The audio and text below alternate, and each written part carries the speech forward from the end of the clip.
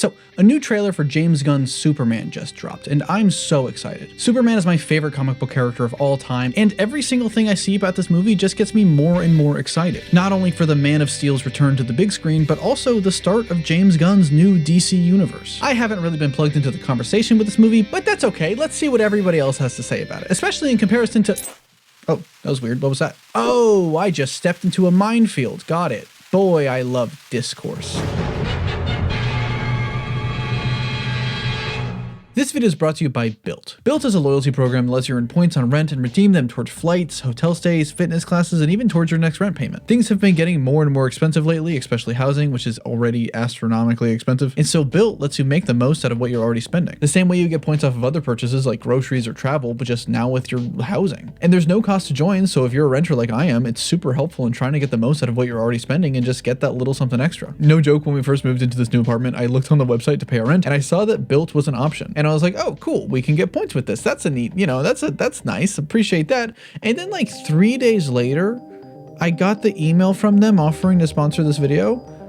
I'm not gonna lie, it kind of scared me. They've been consistently ranked the highest value point currency by the Points Guy and Bankrate. You can transfer your points to over 500 airlines and 700,000 hotels and properties around the world, redeem them towards a future rent payment or unique experiences exclusive to Bilt members. Start earning points right now when you sign up through the link in my description or QR code on the screen. Thanks to Bilt for sponsoring today's video, and thanks to my patrons and channel members who help make these videos possible for just $1 a month. If you want my first reactions to the trailer and a frame-by-frame analysis, that's available exclusively for the amazing and up tier, along with more exclusive videos every month. I thought the trailer was incredible. I loved starting it out with the interview between Clark and Lois, and the way that David's posture and voice changes when he makes the switch to Superman. Apparently this scene was David and Rachel's chemistry test for the characters, and according to James Gunn, the full thing is a whopping 12 minutes long, which is kind of exciting actually, that the movie has enough faith in its characters and the audience to have an extended sequence like that. I love the music throughout this trailer, building and building as we learn more about the fire that Superman is under, how he went to another country to stop a war and the consequences that unfold from it. It starts like this sort of Oppenheimer-esque build-up before transitioning into the famous Williams Superman theme, but with that John Murphy signature electric guitarism. I do hope that the actual movie has a different leitmotif for the character. I love the Williams theme, don't get me wrong, but just like what Zimmer did with Man of Steel, I want there to be an identity for this version of Superman specifically, but it makes for a good trailer. I can't blame them. And seemingly the biggest consequence of Superman's actions is the arrival of this big gold robot guy. I'm not familiar with him in any of the source material, so I think he's original to the movie, but he's being called the Hammer of Baravia, which is the name of the country that Superman went to according to the original teaser, and he's kind of giving me Amazo vibes for some reason, probably because the heat vision and the fact that he's a big robot. Yeah, honestly, probably just that, actually. He's also destroying what looks like the Chaco's office. Martian Manhunter confirmed, I guess. My guess is that throughout the movie, Lex Luthor's trying to make a Superman clone and use the Baravia incident to justify it without tainting his brand. Same with that U guy who might be some version of Ultraman or maybe Ulysses, which could lead to Bizarro being the real surprise villain down the line. Or there doesn't have to be a surprise villain. It could just be what we know. That's fine. There's nothing wrong with that either. I also really like the moment where Ma Kent says she'll go get his boots for him. That's very classic Superman. And speaking of the costume, I'm curious the order of the events that we see. In some of the shots, his suit's all dirty and beat up, I'm guessing after the big kaiju fight. So I wonder if he's gonna have the same suit throughout the movie and if he gets progressively dirtier before he gets a new one. Or if he just knows how to do laundry. We see Lex breaking into the Fortress of Solitude, Superman 2 style, alongside who I believe is the engineer from The Authority. That movie was apparently happening, now I don't think it is anymore. And she's just ripping through all the different Kelex robots that we so graciously met in last month's sneak peek. And we see Krypto holding down the fort. It's honestly kind of hard to believe that he's fully CGI. He looks really good. That's one of the many benefits of having an entire year of post-production, and it excites me that that seems to be the norm for the DCU, like with Supergirl. I will say though, if something happens to that fucking dog, I'm pulling a 180. I'm going full Snyder head. All right, don't pull that shit, James. Okay, don't fuck with me here. Don't fuck with me, James. I like this moment where a civilian helps Superman stand up. It's very Spider-Man 1, like, you mess with Spider, you mess with New York. Yeah, you mess with one of us, you mess with all of us. And the trailer ends with Superman flying high into the sky and cannonballing into a crowd of innocent civilians. I can't believe he would do that. I knew we couldn't trust this guy. This message has been brought to you by Lex Luthor. We see more of Anthony Corrigan as Metamorpho, and if you look closely, you can see he's turning his hand into kryptonite to subdue Clark, presumably so Luthor can capture him like we've seen in some other shots. I don't think that he'll be a villain though. I actually have a feeling that Metamorpho is going to be the secret heart of this movie, but instead Lex might be using his wife Sapphire Stagg to blackmail him here. She might even be the person who's in the cell next to him. I wonder if this is the first time Superman encounters kryptonite like in Smash the Clan, or if it's been around for a while. The Suicide Squad said that Bloodsport used a kryptonite bullet, but also who knows what the fuck's going on with this timeline. I'm not going to treat that movie like it's the law or anything. There's a street sign that says Wade Street. Shout out to the GOAT Mark Wade. I would name every good comic you've ever wrote, but that would take 3 hours. Birthright, Kingdom Come, Flash, World's Finest, JLA. I love this shot of Clark and Jimmy Olsen just goofing off at the planet. We hardly ever see these two acting like best friends in live action, despite him being Superman's pal. It was something that even the Donner movies neglected. The most we got in live action was a couple small scenes in Returns, but here they look like a couple of doofuses being buddies together, and that's really exciting. I love this little hand flick that Nathan Fillion's Guy Gardner does and the huge construct that it makes. He looks like just the right level of annoying jackass for Guy.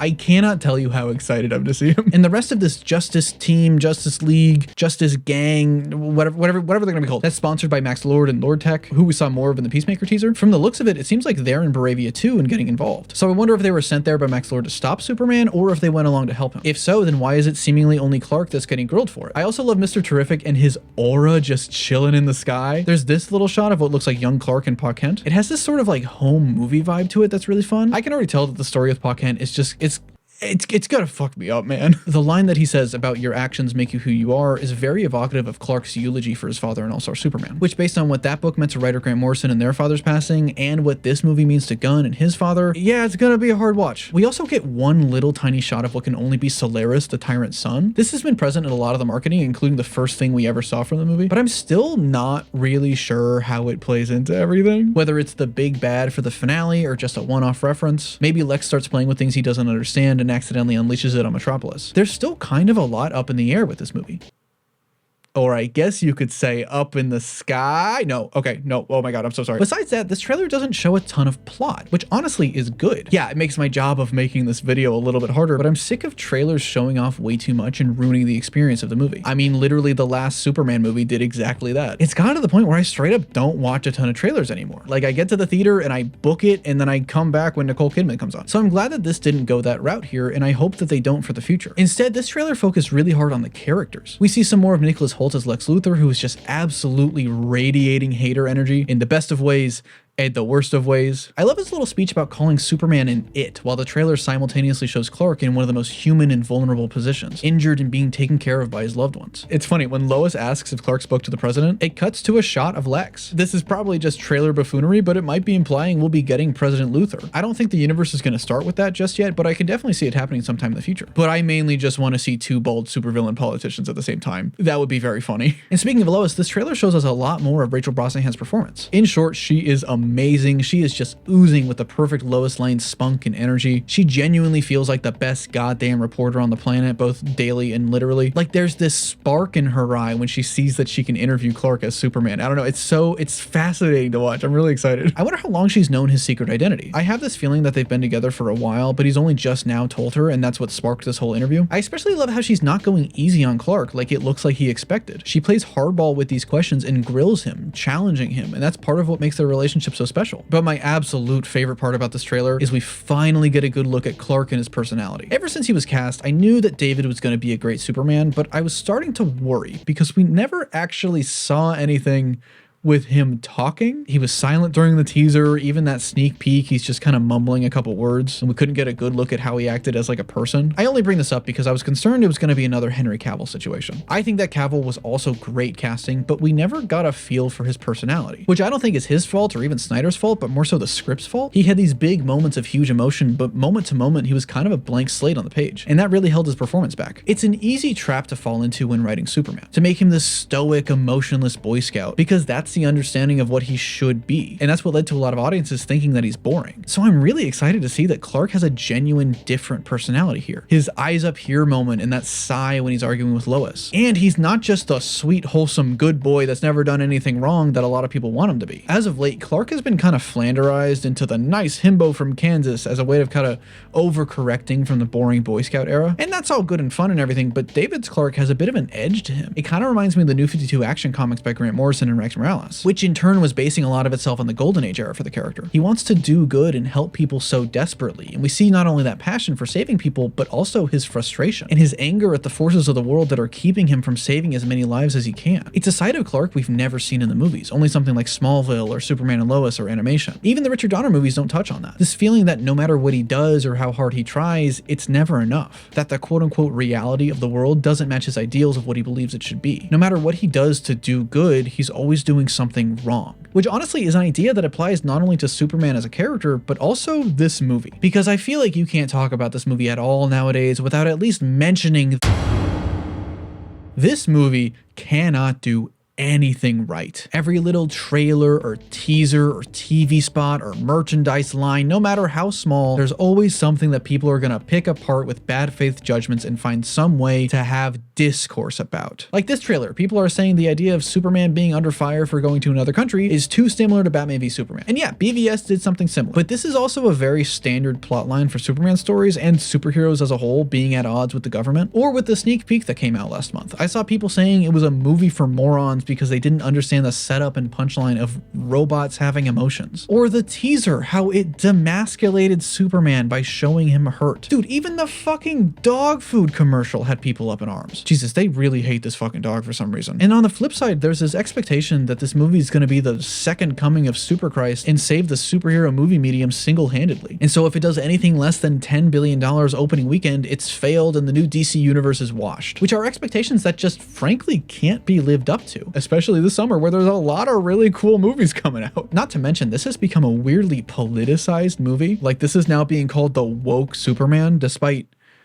how? What does that word even mean anymore? Besides the fact that Superman was always quote unquote woke since his creation in 1938 as the champion of the oppressed by Jerry Siegel and Joe Shuster, but that's not what they're talking about. They don't know that. There's become this culture war about a comic book movie, about a guy with a fucking cape and red underwear and a dog that also has a cape. Why are we taking this so seriously? And don't get me wrong, you are allowed to have issues with a movie based on the trailers. That's part of why a trailer exists, for you to decide whether or not you want to see the movie. And I understand some of the conversation, like with the color grading and the lens choices. I like it personally. It gives a unique aesthetic compared to other blockbusters today, and I think in the actual movie it'll work a lot better instead of in a chopped up trailer. But I do think it would be nice to have a little bit of extra warmth in the highlights. But more importantly, you are allowed to criticize James Gunn. Trust me, I am one of the biggest Gunn writers out there, but even I don't fully agree with all his decisions. I've said before, I'm not sure about the direction of the Lanterns show, making it a dark, gritty detective show on Earth. And more importantly, I also think it's weird we haven't gotten any updates whatsoever about Wonder Woman, animated or otherwise, especially after the game's cancellation. They'll say stuff like she's a pillar of the universe and an integral part of the Trinity, but then nothing. And also, I'll be honest, those tweets of his were weird. If you ask me, it wasn't something to get fired over and have people spam him about forever because of some shit he said 15 years ago, but they were weird, gross jokes that he himself has apologized for. As much as I love his movies, James Gunn is not immune to criticism. I mean, come on, it's not like we're a part of some cult or anything. Okay, that was a little bit dramatic, I'm sorry, but I don't think they're a cult. I know that there are fans who just genuinely dug Snyder's vision and wanted more of that. Personally, I wasn't into those movies, but I get that. Unfortunately, I think this conversation has kind of turned into an untouchable nightmare, where if you say the wrong thing, you get a whole hate campaign against you, in large part because of some bad actors.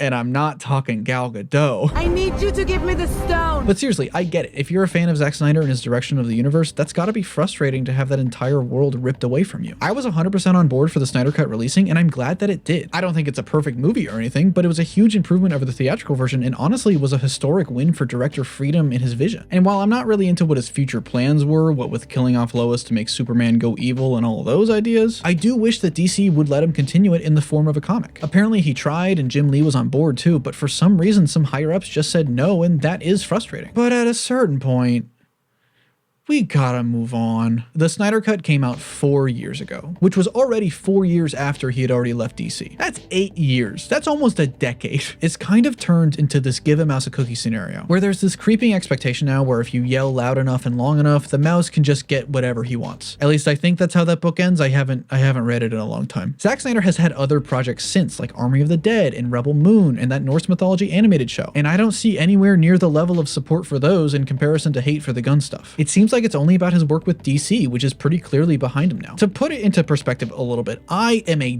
diehard Edgar Wright fan. I wish more than anything that his version of Ant-Man got made and Marvel didn't take that passion project away from him. But you don't see me in the comments for Thunderbolts asterisk spamming to restore the Edgarverse. And honestly, for a community that pushes so hard for creator freedom and artistic vision with the Snyder Cut, there seems to be a lot of AI generated art meant to literally replace the work of artists and creators. Like, come on, what are we doing here? This this is a whole topic that can't really just be touched upon and needs a lot of time to genuinely break down, especially some of the nastier stuff out there. Like, there's also a lot of weird alt-right stuff going on with that. I'm probably not doing myself any favors talking about it. I'm probably poking all kinds of bears with this one. And so I'll leave the whole discourse talk off on this. Realistically, a lot of this stuff is just in online spaces. I think if you were to genuinely talk to somebody face to face about these things, there wouldn't be this level of vitriol. And I don't mean that in just a audiences don't care kind of way, even though they probably don't. They're probably just gonna go see Jurassic World anyway, but more so in a online algorithms dictate our social experiences now and center them entirely around negativity and rage bait kind of way. Which that's a whole can of worms to get into for just a Superman trailer video. I know a lot of this is coming across as my opinion is right and everybody else is wrong, but I don't mean that. Like I said, you can 100% criticize this movie and you can 100% criticize James Gunn. I just kind of wish we could wait until the finished project comes out before we decide if we hate it or not. And believe me, if the movie is a steaming pile of Krypto the super dog shit, I will be the first to say so. Okay, maybe not the first because I'm not going into any of the press screenings or influencer premieres, but you know what I mean. Unless, hey James, you want to help a guy out? You know, I've kind of been the Superman guy for a while, but right now it feels like there's sides to this movie for some reason. This movie has this pressure, these impossible, unrealistic standards that if it doesn't meet, it's automatically a failure. When it's just a fucking Superman movie, which in all fairness, so is Man of Steel. I don't really care for that movie for a lot of reasons, but I do think a lot of the conversation around it and the constant comparisons are pretty unfair, which is something that I am kind of guilty of even in this video. And so that movie is difficult to navigate in the same way. This very well might just be par for the course for a Superman movie and for this character. And I think that might be what this trailer is trying to say. Superman is a cultural icon, a symbol, being held to impossible standards. He's doing what he thinks is right, but apparently that's not good enough. And it's frustrating to him. And so instead of forcing this movie to be the saving grace of the new dawn of superhero movies, you know, the best Superman movie we've ever had, or vice versa, the death of DC and James Gunn and praying for one or the other and putting all these expectations on it, let it just be a Superman movie. A movie about a guy who's trying the best he can to be the best version of himself possible, with no discourse or culture war nonsense getting in the way. Let him just represent himself and doing good. And that should be enough. But what do you think about the new Superman trailer? What are your thoughts on all this discourse? If you like this video, be sure to hit the like button and subscribe. Special thanks to Chris Joel, Jazzy, You Bet, JVKE Cinema, Blue Gatito, Shan Yurahi, Wolfmott, Dallin, Geek Ledger, and Rat Gazer for joining us spectacular fanboys on my Patreon and channel members. I'm definitely poking some bears with this one, but I'm sorry, I needed to talk about this. This has been TroyBoy17 coming at you live. Be responsible, and I'll see you around.